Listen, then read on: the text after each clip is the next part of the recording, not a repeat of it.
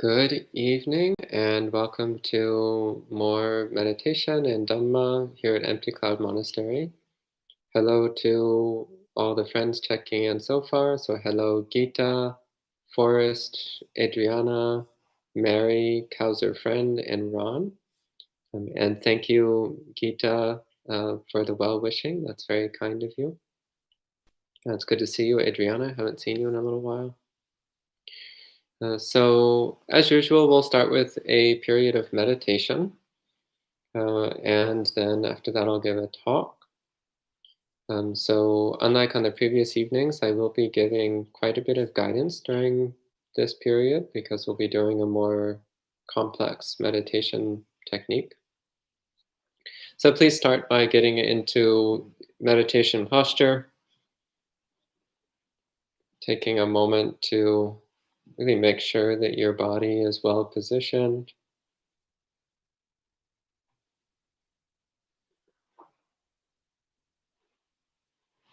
as well as being relaxed.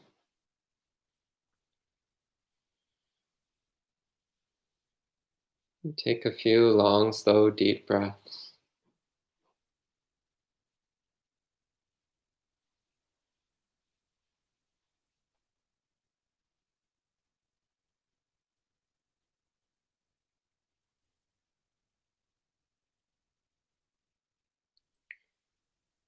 Start by bringing attention to your body. Just feeling the body sitting like a stone, heavy, solid, dense.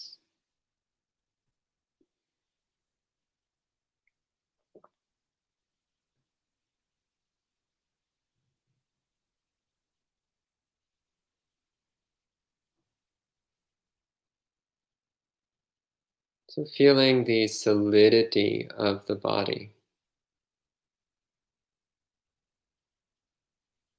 its earth-like qualities, its quality of mass, weight,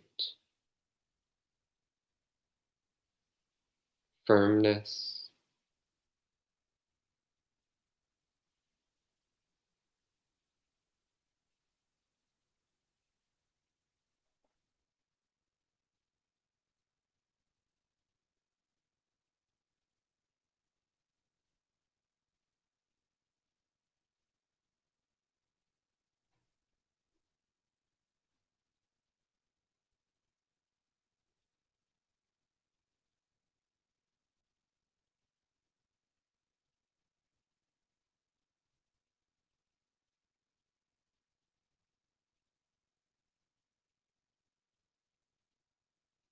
So feeling the solid matter of the body.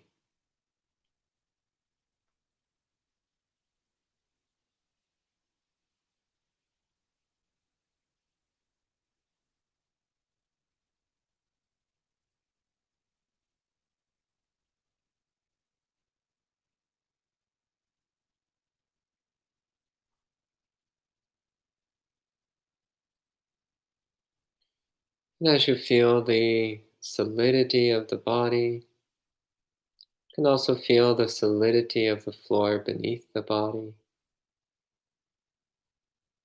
Aware that what the body sits on is made up of the same kind of solid matter as the body itself.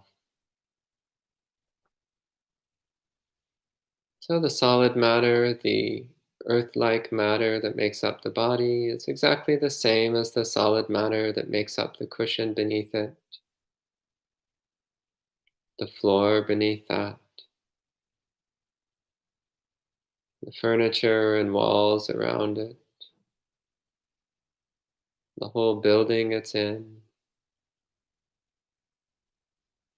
and all the trees and hills and mountains, all the landmass of the whole earth,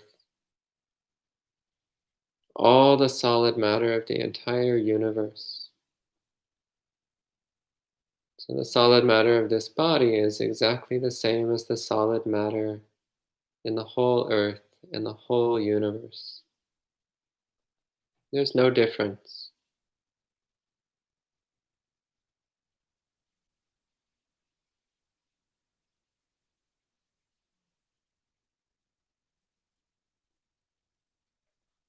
And we know that the solid matter outside the body is not me, not mine.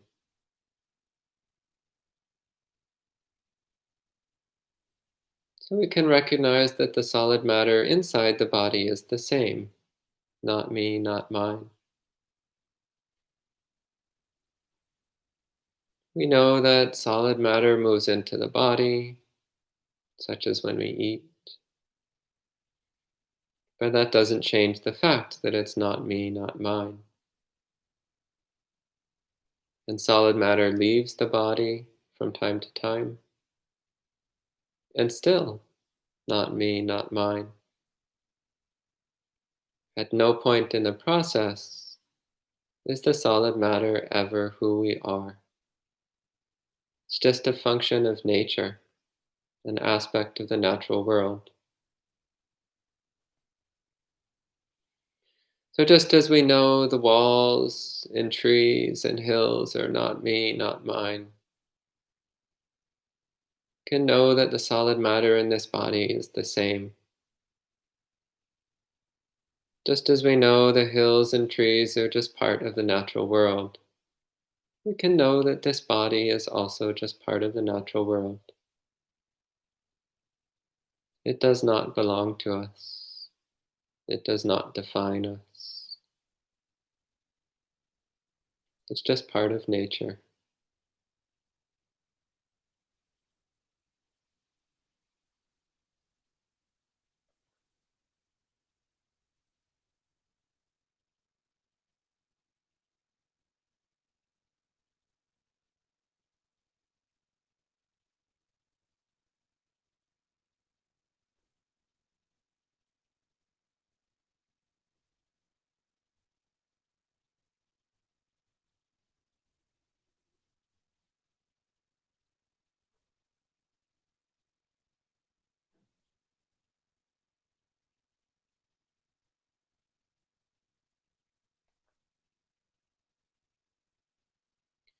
And feeling the liquid aspect of the body,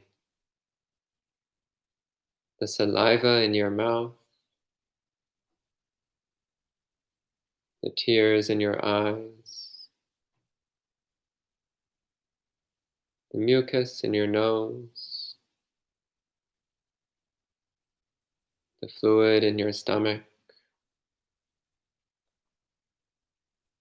the blood flowing through your veins, the moisture saturating all your flesh, saturating the entire body.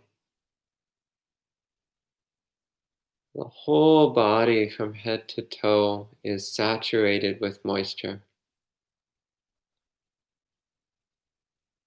So pay attention to the liquid aspect of the body. It's watery, fluid, damp aspect.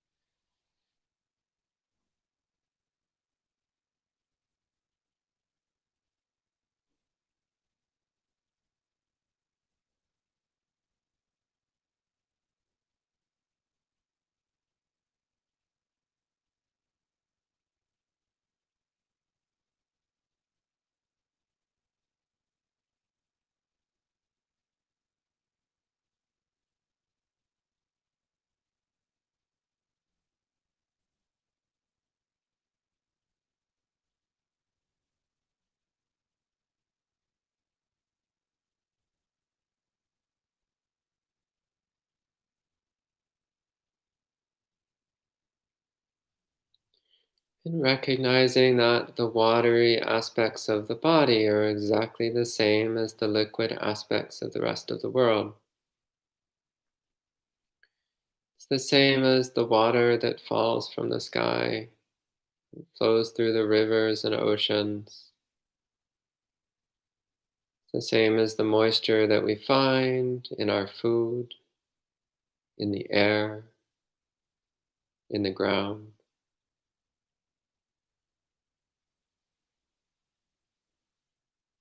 It's all the same aspect of nature.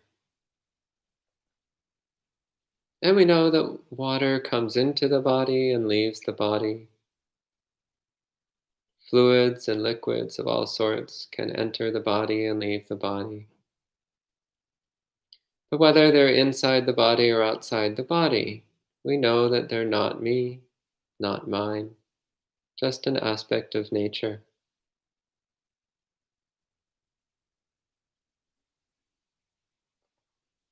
So we can stay with the perception of the water element as impersonal, not me, not mine, just an aspect of the natural world.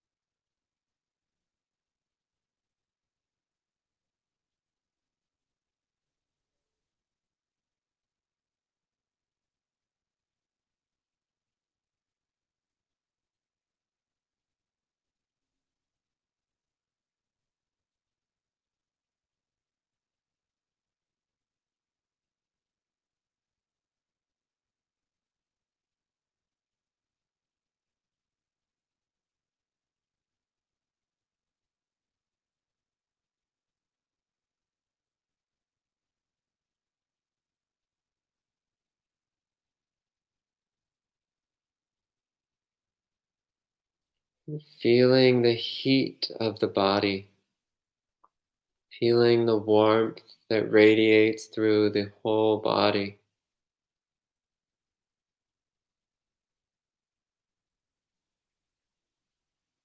like a radiant star in the center of your chest. The heat radiates through the whole body.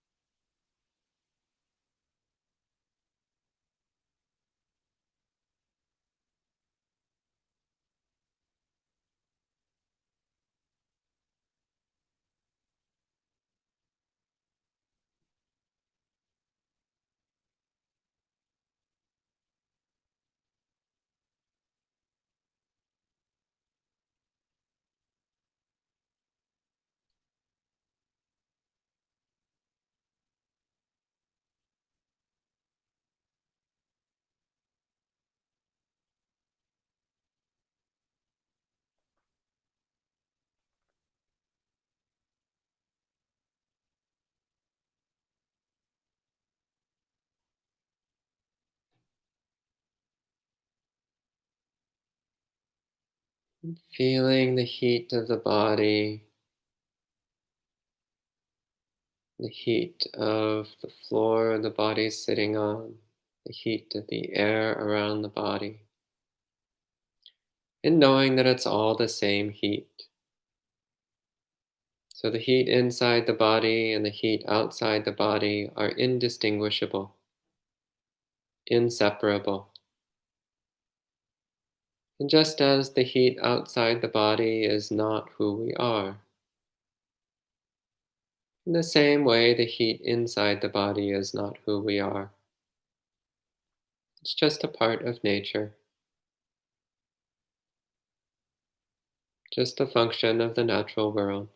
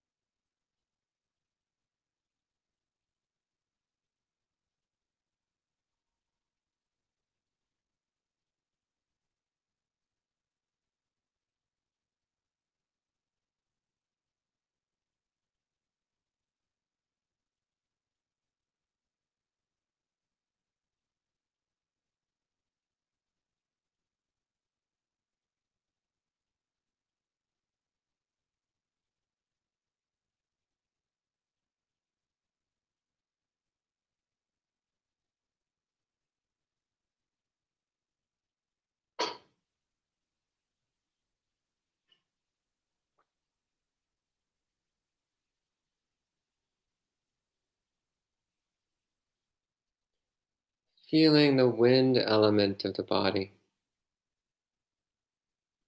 So you can feel the air rushing in, flowing through the lungs, spreading through the veins, through the whole body, and rushing back out again with each breath. Just as the wind blows through the air outside, that same wind blows through the body.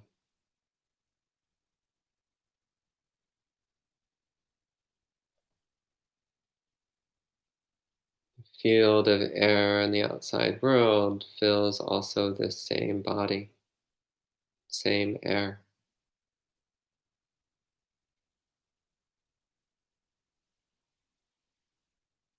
So feel the air element of the body,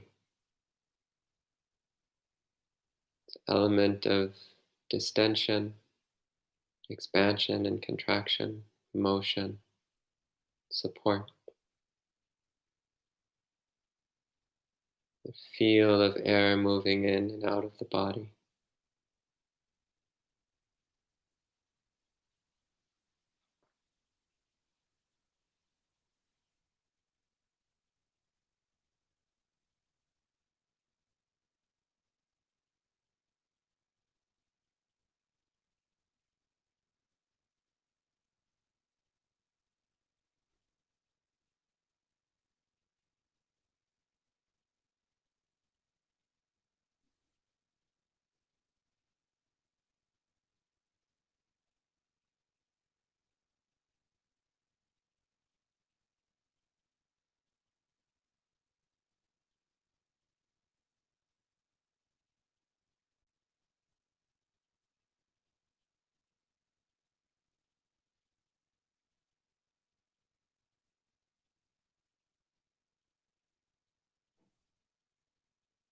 Knowing that the air is simply air,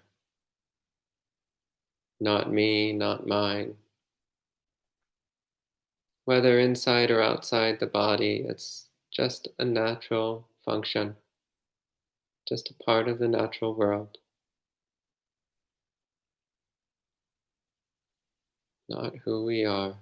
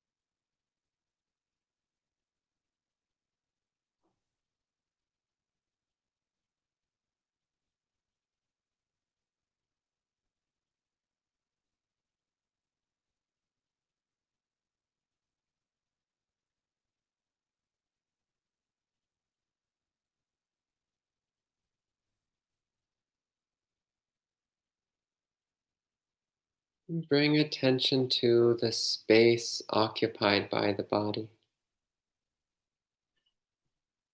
the region of space which the body fills.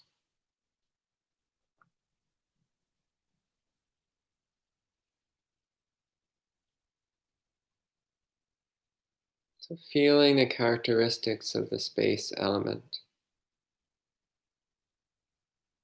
unobstructive, open, spacious.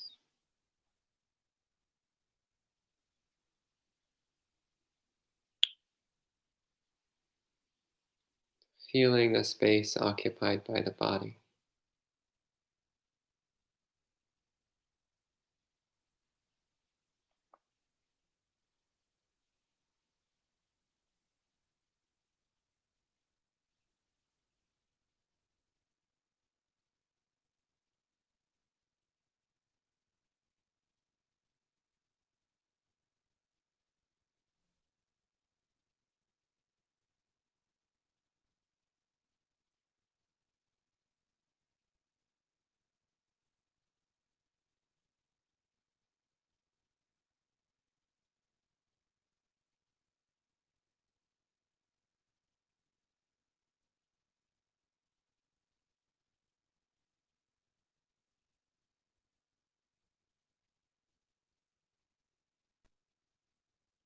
And knowing that the space around the body is inseparable from the space occupied by the body.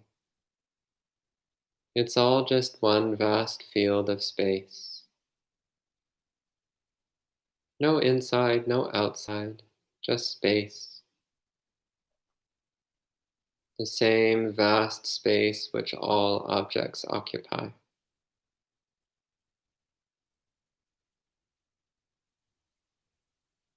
Just as the space outside the body is not me and not mine, so too with the space inside the body. It's all the same impersonal domain of space. Not me, not mine, just an aspect of nature.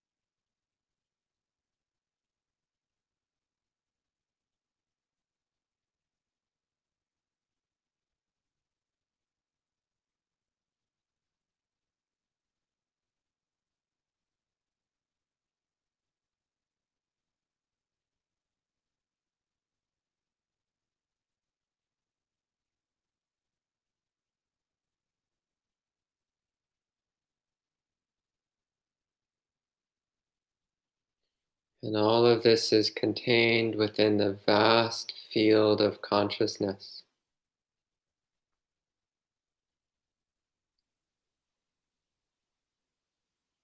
Just as physical objects appear and move within the vast field of space, all things, both physical and mental, appear and move within the vast field of consciousness.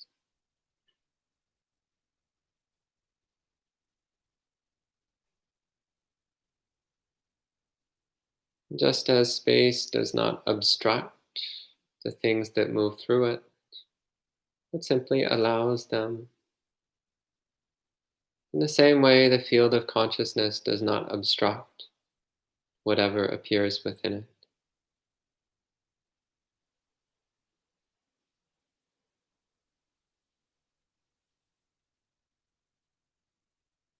So feeling that vast domain of consciousness, the element of the mind itself, extending limitlessly, spacious, unobstructive, non-reactive, and just an aspect of the natural world. Not me, not mine, just an aspect of the natural world.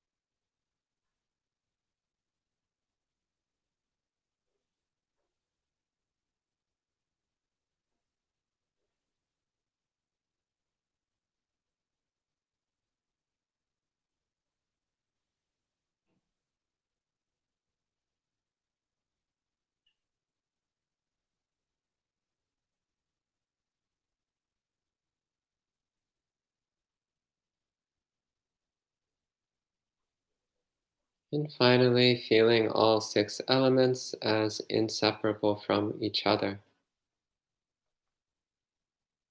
Just different ways of viewing the same fundamental reality. So we can let go of the elements and rest in the direct perception of all phenomena as not me, not mine.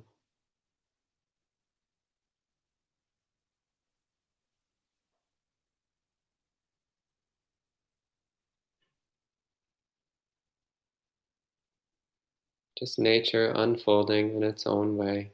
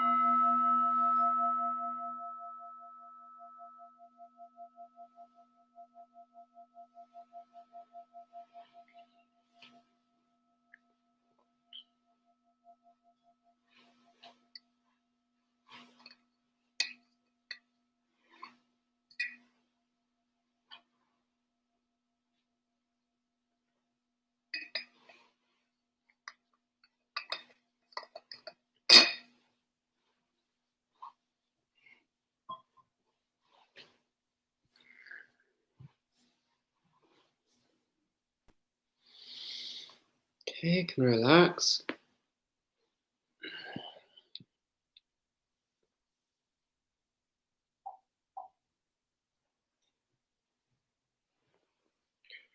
Namo tassa bhagavato arahato samma sambuddhassa. Namo tassa bhagavato arahato samma sambuddhassa. Namo tassa bhagavato arahato samma sambuddhassa. Buddhang dhammang sanghang namassami. So today I'll be giving the third of 3 talks on Vipassana. And we just started with one Vipassana method that I've noticed is not that commonly taught, uh, actually anywhere in the Buddhist world that I'm aware of. There's only a handful of teachers I know who teach this particular meditation method, which is a real shame because it's a really potent way of approaching specifically the perception of not self.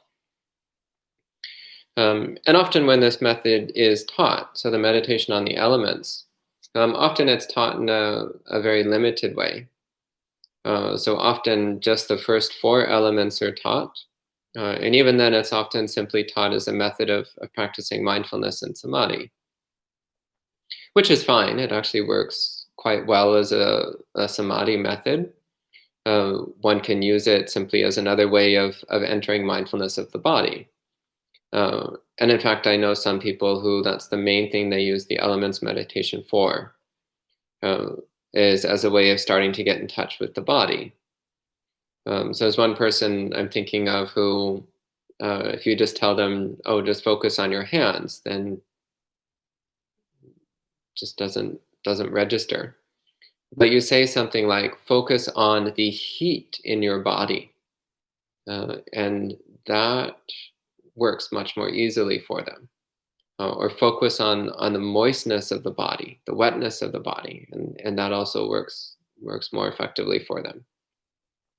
So that is a perfectly valid way of using the elements meditation as a way of entering samadhi, developing some mindfulness. That's perfectly fine. But actually the four elements never really impressed me much. And using it as a samadhi practice was never of much interest to me. What really made things shift dramatically for me was the introduction of the fifth and sixth elements. So the space element and the consciousness element. That vastly opened up the field of this meditation, because then it becomes a complete picture of one's experience. So the Buddha gives many different frameworks for investigating our experience, and usually he gives complete frameworks. So frameworks which are meant to encompass every single aspect of our experience. So for example, the six sense domains covers every aspect of our experience. The five Kandas is another way of speaking about every aspect of our experience. And the six elements is a way of speaking about every aspect of our experience. But if we only talk about the first four, then it's incomplete. But you add in space and consciousness and it becomes complete, becomes a thorough description of every aspect of our experience, viewed through a particular lens. And the other thing which made this meditation a lot more interesting for me was using it not as a samadhi practice, but as a Vipassana practice. Using it as a way of seeing the inseparability of the body from the rest of the world. A way of seeing the body as just being another aspect of nature, the same way that animals and trees and clouds and stars are just aspects of nature. Just a confluence of elements, a confluence of bits and pieces of nature, and therefore not who we are. So this is a meditation practice which starts with something which is very immediate and familiar, such as the feeling of the heaviness of the body, solidity of the body, or the feeling of the dampness of the body, or the feeling of the heat of the body, and so on. So things which are very familiar and immediate, and then starts gradually leading the mind in the direction of not self. And for many people, this approach to practicing anatta sanya, the recognition of not self, is much more doable than the more standard methods that are taught. And I think one way for this is because it starts with something that's very direct and immediate and undeniable, something that's very tangible, feels very real. So there's nothing abstract about the meditation on the six elements, though it does admittedly, for many people, it starts to get a little bit difficult when one comes to the space element, and especially the consciousness element. So there is a certain challenge component here. But if you weren't up for a challenge, you wouldn't be practicing Buddhism. So Buddhism is not for the faint of heart. It's for those who are ready to go toe to toe with the most potent secrets of the universe. People are ready to go toe to toe with the nature of reality itself. And people are ready to go toe to toe with their own deep-rooted defilements and delusions. So this is, again, it's not for the faint of heart. And it's not for those who back down from adversity and challenge and difficulty, because Buddhist practice is beset with difficulties. Um, it's difficult in the beginning, it's difficult in the middle, and it's difficult in the end. But it's also incredibly rewarding from beginning to end. It's incredibly rewarding. So this practice of the 6 elements, then, it's something to experiment with, keeping in mind that ultimately what we're trying to do is to come to the perception of not-self, which I've spoken about on the 2 previous evenings. We're trying to come to the recognition that everything we normally think of as me and mine is not me and not mine. Everything we normally think of as me and mine is simply impersonal aspects of the natural world. This body is just a temporary combination of physical and mental components, which have come together for a brief period of time and are already disintegrating and flying apart. And there's nothing in here which has any permanent, ongoing essence, which we can say is definitely who I am, definitely what I am, definitely the true defining characteristic of me.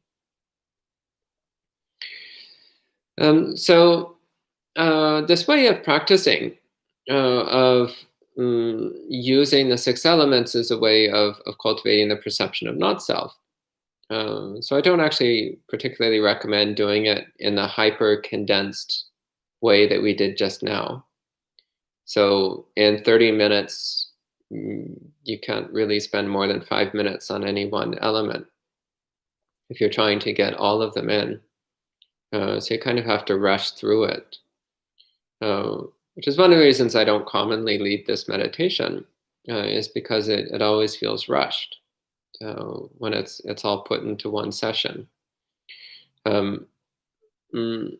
What I actually find more interesting is to, actually there's a couple things I'd like to do with it. One is to spread it out over several periods of meditation. So maybe spend half an hour on each element. So over the course of several hours, several periods of meditation in a day, you can work your way through all the elements. I've also led retreats where we would spend an entire day on one element. So over the course of a week, you go through the elements one day at a time, one element per day. So when you're really devoting time to it, then you have the time to really get a deep feeling of what each element is like, all throughout body and mind. And also to really develop the perception of not-self in relation to that element very clearly and thoroughly. And what we're aiming at, as with each of the frameworks of experience the Buddha gives, is we're aiming at working through each component until after we're done with the last component, we realize there's nothing else. So it's the same with the 6 senses, for example. You start with eye, so vision, seeing, sight. You start with sight, and you realize that sight is not me, not mine, not who I am. And then you move on to hearing, to sound. And you realize, well, hearing is not me, not mine, not who I am. And you move on to smelling, tasting, touching. And then you move on to the mind, and then you're like, well, but there's nothing else. That kind of wraps everything up. There's nothing else which I think of as me. So where is this sense of self rooted? Where is it grounded? So we can keep cycling through the 6 senses. Like, where is this sense of self grounded? Where do we recoil? And often where we recoil is in the mind. So often the body is not so difficult. But the mind is where we think our true self lies. The mind is where our sense of self-identity is the most deeply rooted. Which is one reason why in some of the Buddha's frameworks, he spends a lot more time on the mind. So in the 6 elements and the 6 senses, in both of those, most of them are related to body. But in the 5 khandas, the body is only one, and the other 4 are aspects of mind, different aspects of mind. So for those who have less difficulty with the body, or who perhaps have done a lot of practice with the elements and the senses, and have thoroughly developed the perception of not self in relation to the physical part of our experience, then sometimes it's helpful to use something which goes into more detail on mind. So such as the 5 khandas. The 5 khandas, so the body is the first one, but then after that we have Vedana, feeling, pleasant, unpleasant, neutral. Sanya, which is recognition or perception, identification, memory. The process by which we identify things, or perceive things or remember things. Sankhara, which in the context of the khandas is referring to mental activities, mental constructs, mental programs, which includes thoughts and emotions and all kinds of habitual patterns that lurk in the mind. And finally, consciousness as the 5th of these 4 components of mind. So this is another way that we can start to cultivate the perception of not self, is through using these frameworks, which go into a bit more detail on mind. Since once again, mind is where the sense of self tends to be the most deeply rooted. So perhaps after using the 6 elements, or the 6 senses, then one might use the 5 khandas as something which goes into more detail on the mind.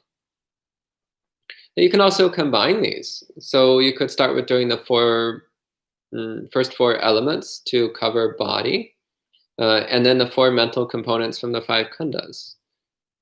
So having then an 8-step meditation exercise, meditation strategy, which incorporates pieces of both the 6 elements and the 5 khandas. This is also perfectly valid. Also gives a complete picture of our experience. So with any of these methods that we're using, it's always good to keep in mind what we're trying to do. So ultimately what we're trying to do is to recognize the impersonal nature of every component of experience so that we can let go of it, so that we can stop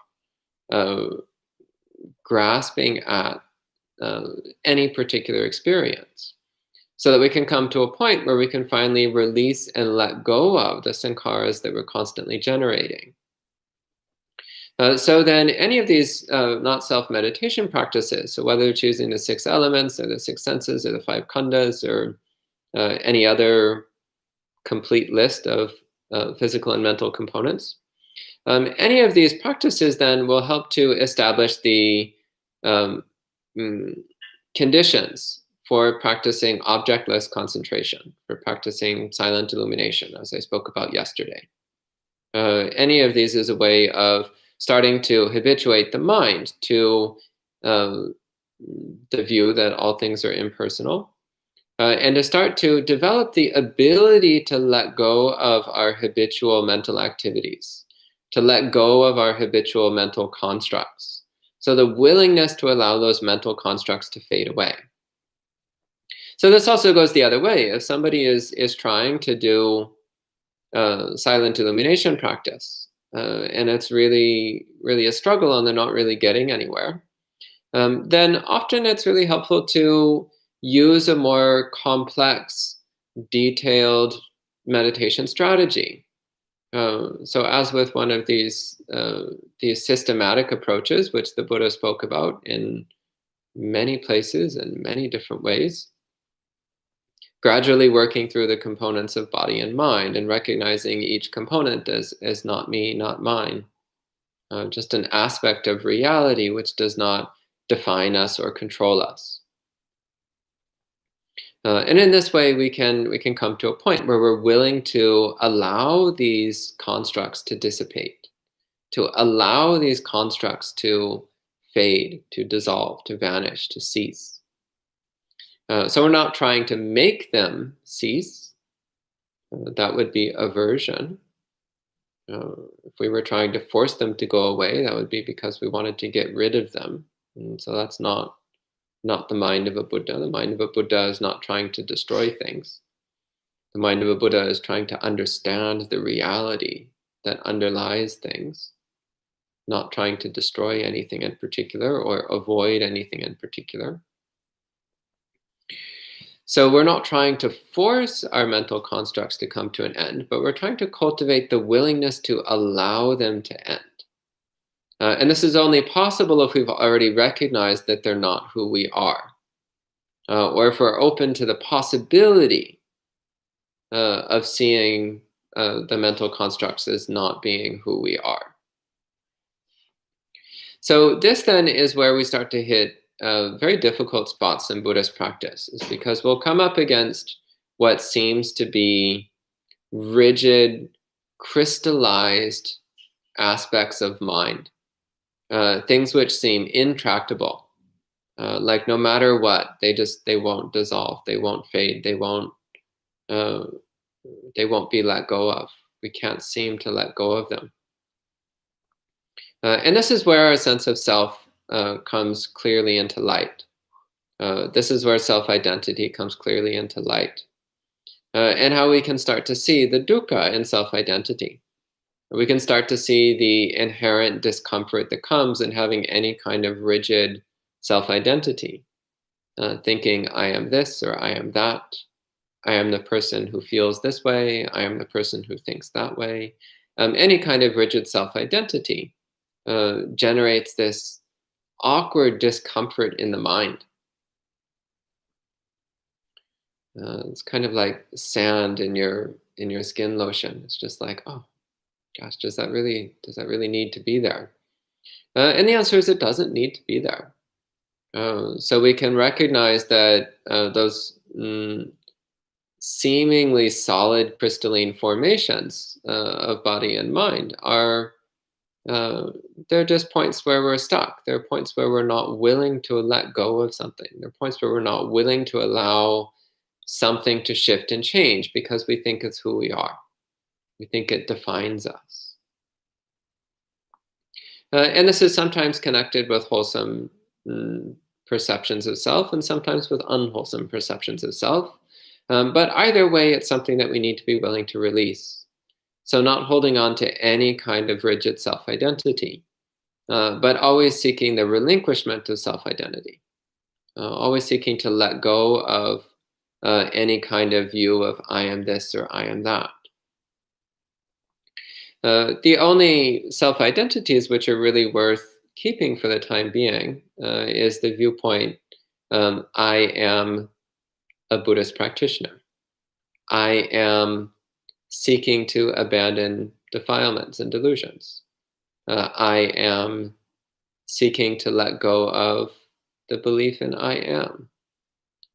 These are self-identities which are of benefit because they lead to the transcendence of self-identity. They lead to the abandoning of self-identity. They lead to us going beyond self-identity entirely. So these are self-identities which lead to the end of self-identity.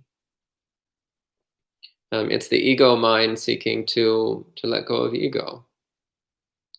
And this is also quite interesting because it's another way that we can channel forces like arrogance or conceit. It's actually phenomenally arrogant to think that we can become enlightened. Phenomenally arrogant to think that we can become arhants or Buddhas. Yet that arrogance is what makes it possible.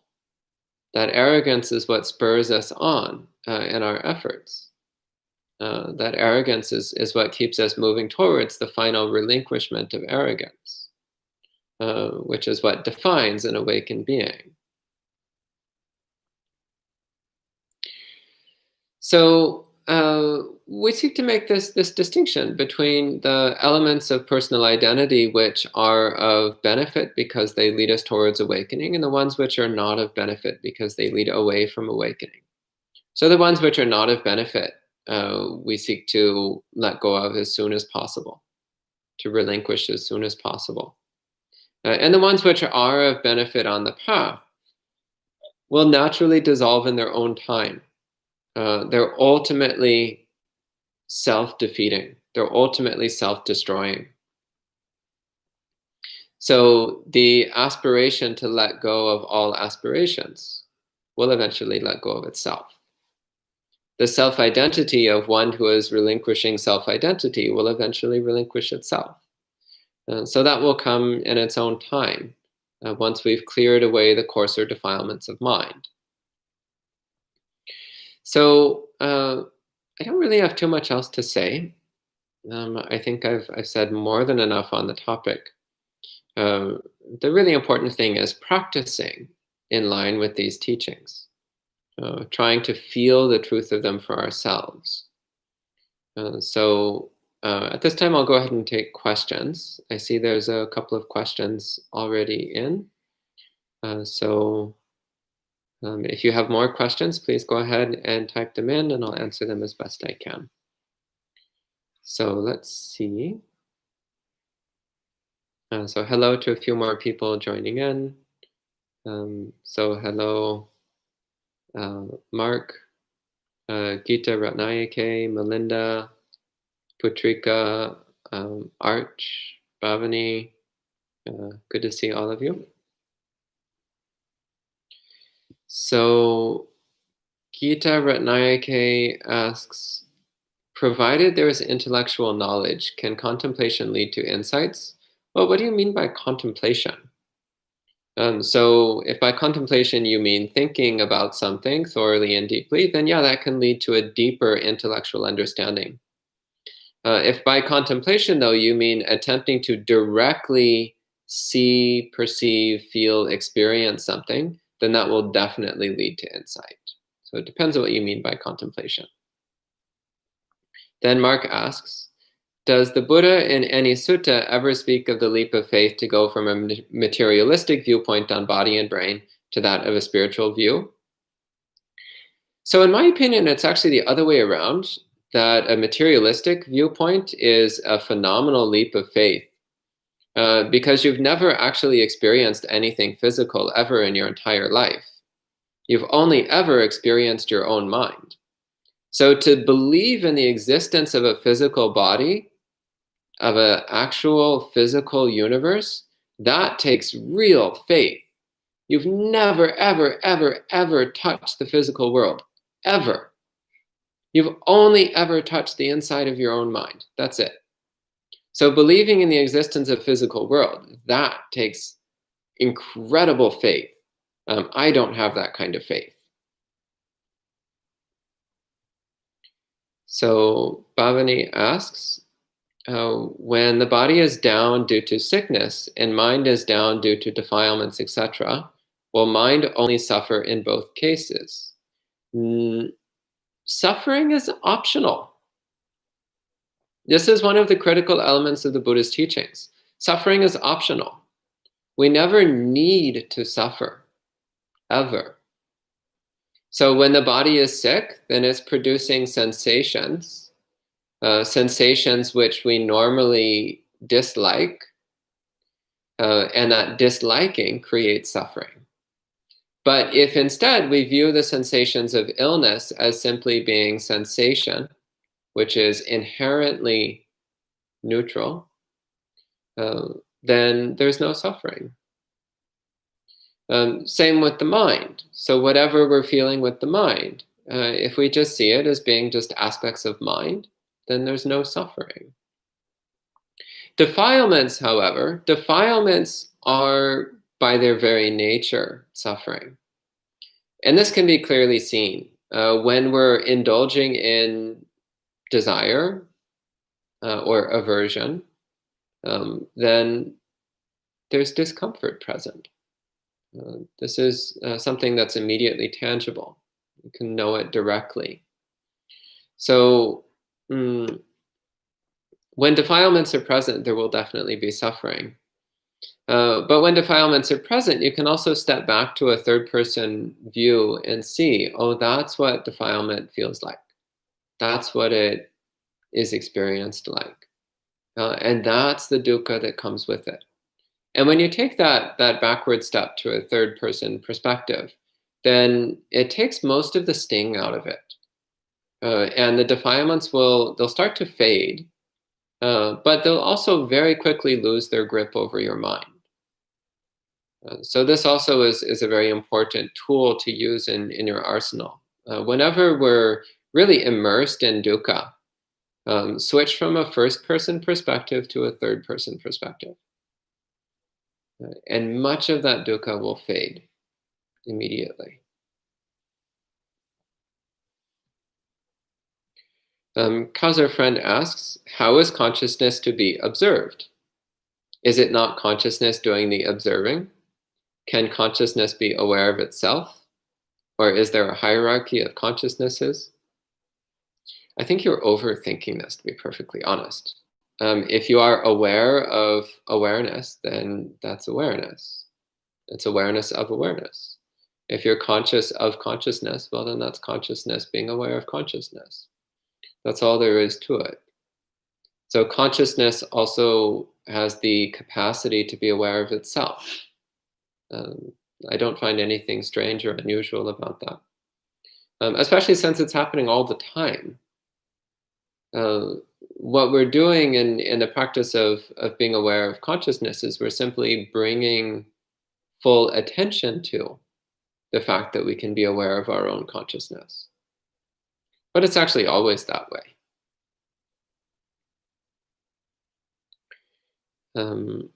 I don't know what you mean by hierarchy of consciousnesses, so I think you would need to explain that in more detail before I could answer. Then Bhavani asks, will the practice of meditation on elements make the meditation on Brahmaviharas easy? I think of them as being two completely different meditation strategies with zero overlap, to be honest.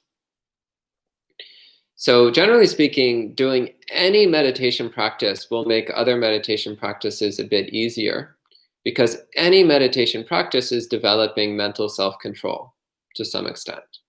And that maps over to any other method.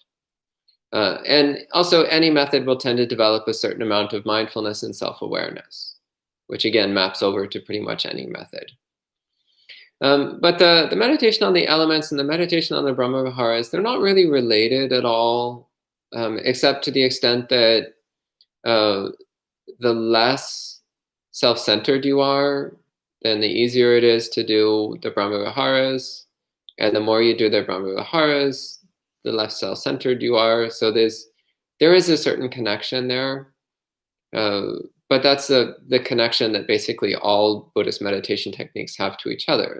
All Buddhist meditation techniques fundamentally are about letting go of self-centeredness. Some do it in a more roundabout way, and some do it in a more direct way. But fundamentally, that's what we're trying to do with any approach, with any complete meditation strategy. There will always be something which works at eroding the sense of self.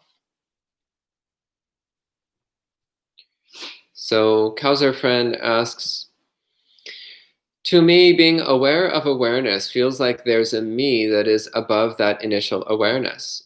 I can then be aware of that, and again, it feels like there's a me above that, being aware of both. This is what I mean by hierarchy. Oh, this sounds like fun. I don't get this. This doesn't happen with me. I don't get this like ever building hierarchy of me being aware of me, being aware of me, being aware of me, being aware of me. That's quite interesting. I've heard other people mention this before, but since it's not a personal experience of mine, I don't really know what to say about it, except that it feels to me like you're adding something that doesn't need to be there. So awareness is just awareness. There's no me there. So try to see the awareness as just being an aspect of the natural world. So it sounds to me like there is awareness, and then you think, I am aware of this awareness. But that's creating an extra step that doesn't need to be there. Awareness can just be awareness without a me, without a self in there. So try to just feel the awareness itself without getting caught up in thinking, I am aware of me being aware of me being aware of me being aware. That's just a whole lot of dukkha right there. It's completely unnecessary. So just know awareness as it is. Be aware of awareness. Let awareness be aware without getting caught in these me games.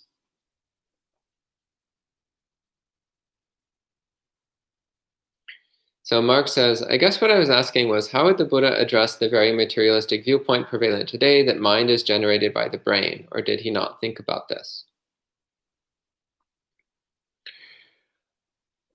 I'm actually trying to think if there's any sutta where the Buddha specifically addresses the belief that mind is an emergent property of the body.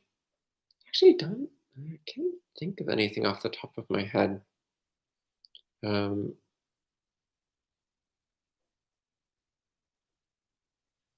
Yeah, I can't think of a sutta where the Buddha specifically addresses that. It's possible that wasn't a common viewpoint at the time of the Buddha. I'd actually find it phenomenally bizarre how popular it is these days, given that it flies directly in face of our own experience.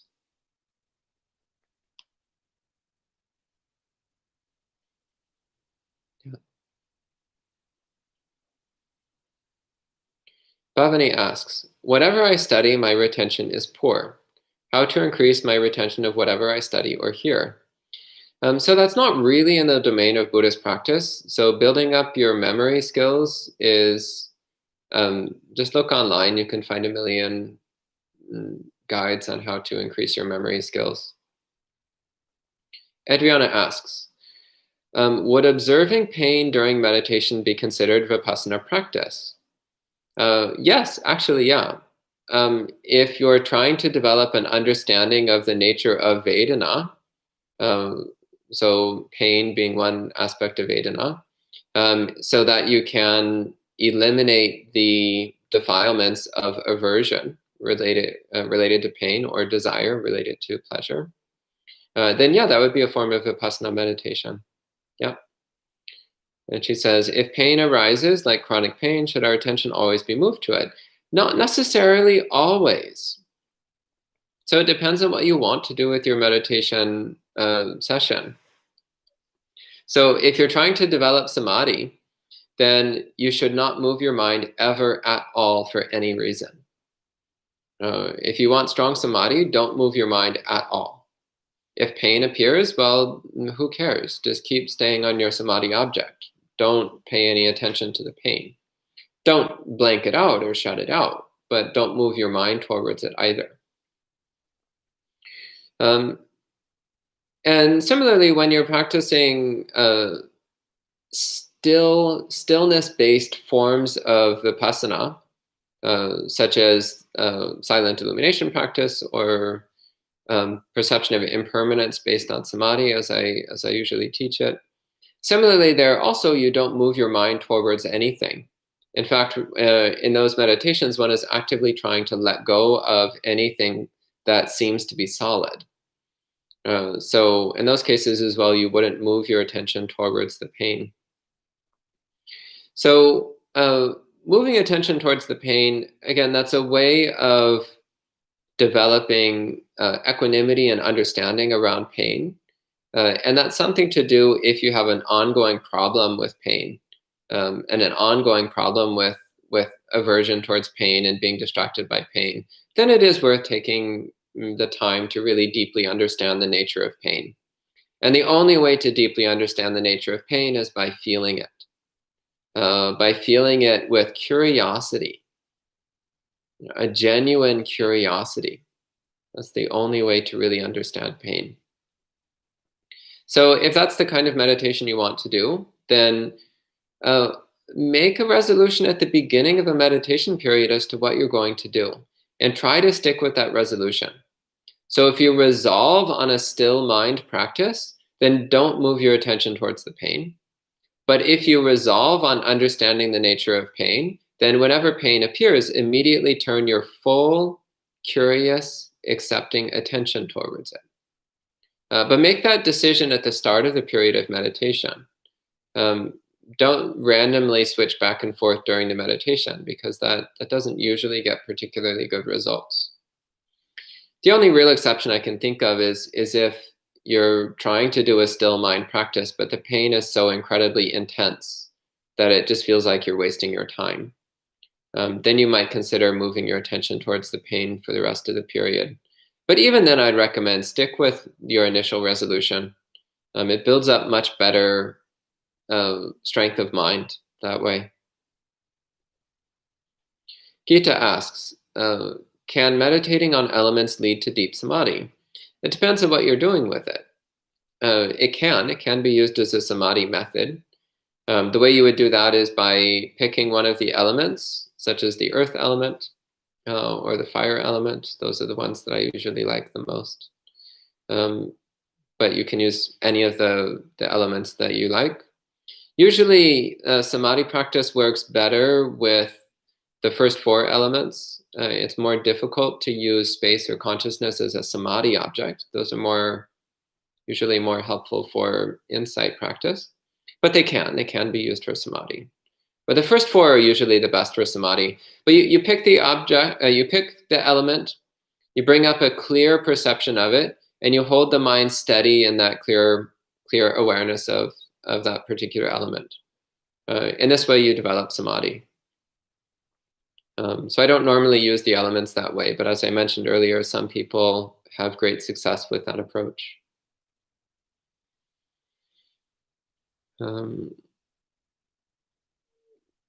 So Kauser French appreciated the answer. Happy to hear it. Adriana says the answer was helpful. Happy to hear that as well. And that's the end of the questions. So if there's no other questions, then we can go ahead and end there for the evening. So as I mentioned yesterday, this will be the last talk that I give until March. So for the next few weeks, you'll have the other resident monks will be taking 1 week at a time to lead you in sutta contemplation and meditation practice and Dhamma discussion. So please continue logging in and enjoying your time with the other monks. And I'll see you again in March. So may your practice go well, and may all beings swiftly attain complete awakening. Blend with 3 sadhus.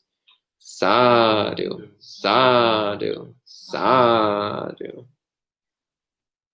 Okay, have a great